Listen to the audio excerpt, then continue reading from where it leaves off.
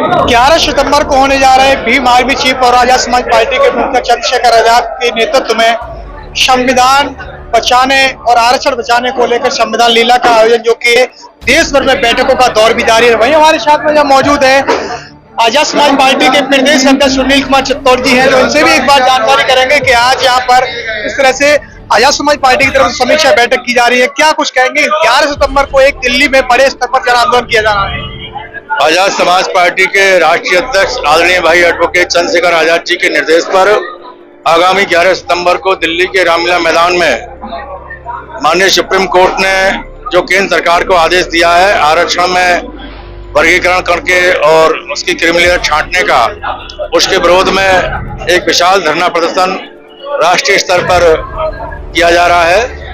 इसी की तैयारी के लिए आज अलीगढ़ मंडल, आगरा मंडल के लोगों की मीटिंग हुई। इस मीटिंग में हम लोगों ने निर्देश जारी किया है कि ज्यादा से ज्यादा कार्यकर्ता वहां पहुंचे और हमें उम्मीद है कि आगरा अलीगढ़ मंडल से हजारों की संख्या में लोग रामलीला मैदान पहुंचेंगे। इस तरह से 21 अगस्त को भारत बंद का एक बड़े स्तर पर पूरे देश भर में भीम आर्मी और आजाद समाज पार्टी ने अपना असर दिखाया। वहीं अब दूसरा चरण जो 11 सितंबर को होने जा रहा है, क्या कुछ प्रभाव देखने को मिल सकता है? देखिए, लोकतंत्र में धरना प्रदर्शन, जनसभा, ये सारी चीजें हैं। इनकी वजह से एक संदेश जाता है सरकार को और सरकार जनमत के सामने झुकती है।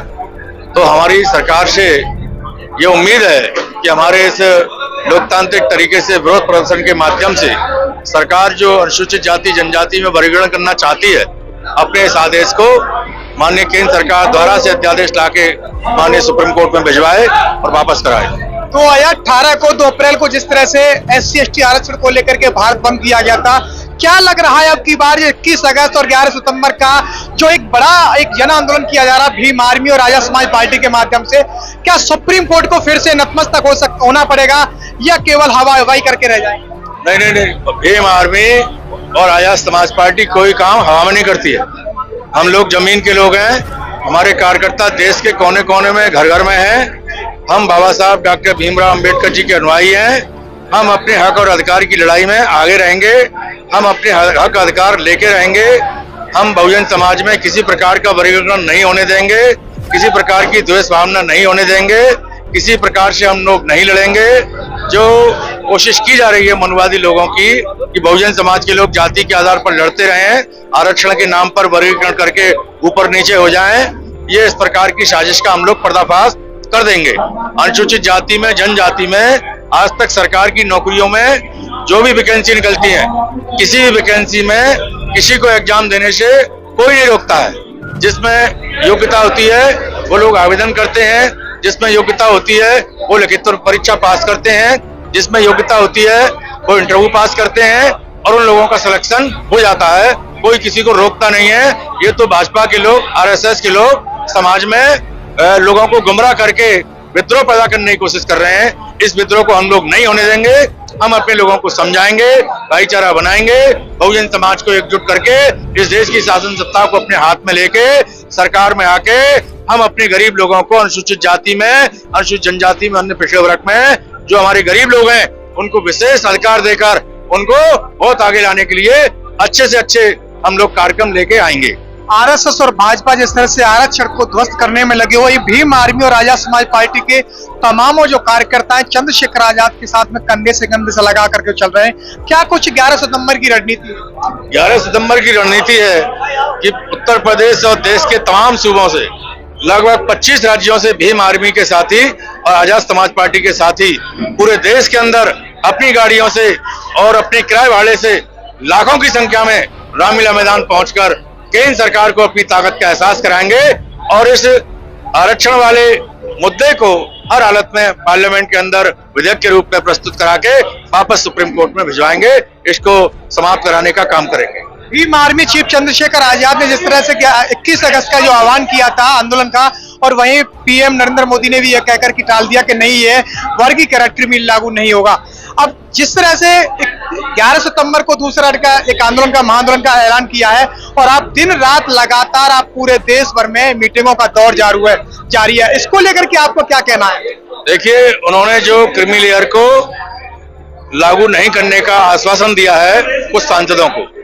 इसका तरीका ये होता है कि वो पार्लियामेंट के अंदर अध्यादेश लेके आए, उस अध्यादेश को पास करा के माननीय सुप्रीम कोर्ट पर भेजें, तब वो माननीय सुप्रीम कोर्ट का पुराना आदेश खत्म होता है। तो इनकी मंशा ठीक नहीं है, ये केवल मौखिक रूप से हमारे लोगों को गुमराह करके हमें शांत करना चाहते हैं और हमारे अधिकारों से हमको वंचित करना चाहते हैं। तो हम किसी भी कीमत पर अपने अधिकारों से वंचित होने वाले नहीं हैं। हम केंद्र सरकार से ये मांग करते हैं कि आप लोग जल्दी से जल्दी पार्लियामेंट का हाउस बुलाएं और हाउस में इस प्रकरण पर अध्यादेश लाएं। उस अध्यादेश को आप माननीय सुप्रीम कोर्ट में भेजकर उनके आदेश को, पुराने वाले आदेश को खत्म करें और नया आदेश लागू कराएं। हाल ही में संपन्न हुए लोकसभा चुनाव के बाद में जो सांसद जीत करके लोकसभा में पहुंचे थे और वह दलितों के हितैषी बनने का जो दम्भ बरते थे, जय भीम का उद्घोषण करके बाबा साहब के संविधान की प्रतियां लेकर के पहुंचे थे, वो SC ST आरक्षण वर्गीकरण क्रिमिनल लेकर को वो बिल्कुल मौन धारण किए हुए, उन पर क्या कहना है? देखिए,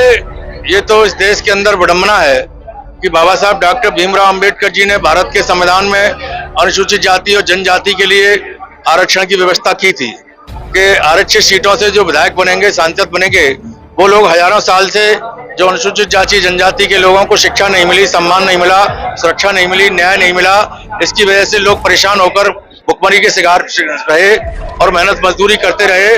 तो इन सीटों से, आरक्षित सीटों से जो विधायक जीत कर जाएंगे, सांसद जीत कर जाएंगे, वो इनकी आवाज को अपने हाउस में बुलंद करेंगे, इनके लिए सुख सुविधाएं दिलवाएंगे, इनके लिए विकास के कार्य कराएंगे, इनको न्याय दिलवाएंगे, इनको शिक्षा दिलवाएंगे, इनको नौकरी दिलवाएंगे, इनके लिए अपनी आवाज बुलंद करेंगे।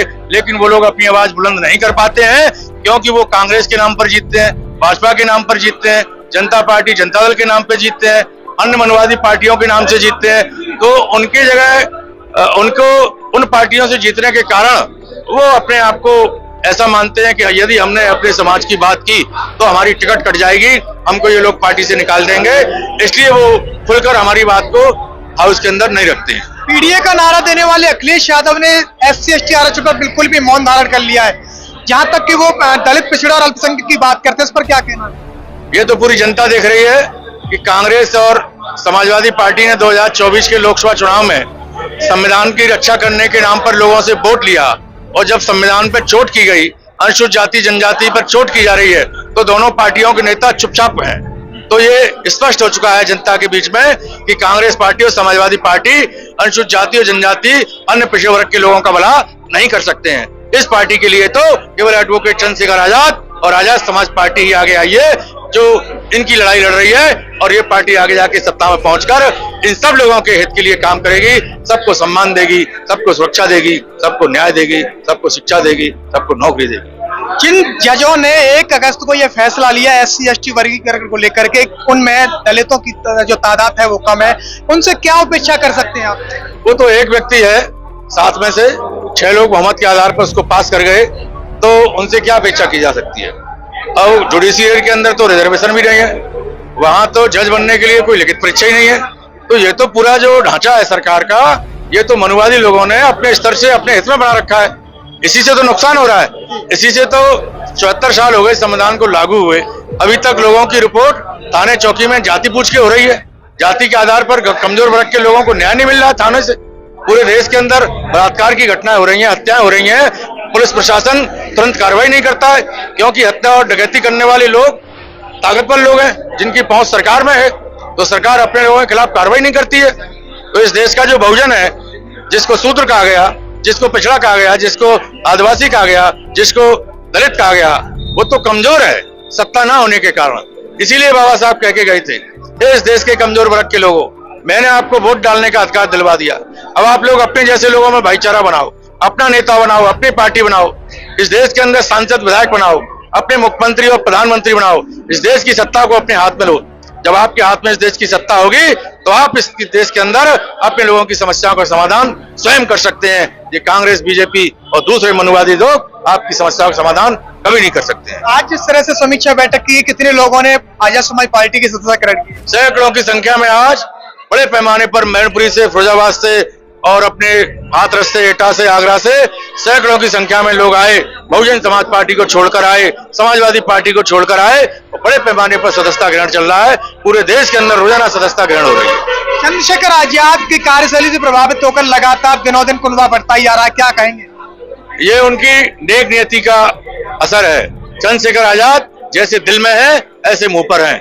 उनके दिल में समाज के लिए दर्द है, वो दर्द उनके चेहरे पर है, वो दर्द उनकी कार्यशैली में है, वो दर्द उनके त्याग में दिखाई देता है, उनके संघर्ष में दिखाई देता है। इसलिए युवा लोग उनसे अपने आप को जोड़कर पूरे देश के अंदर नीला झंडा लेकर उनका साथ दे रहे हैं और जल्द से जल्द इस देश के हुक्मरान बनने की तरफ बढ़ रहे हैं।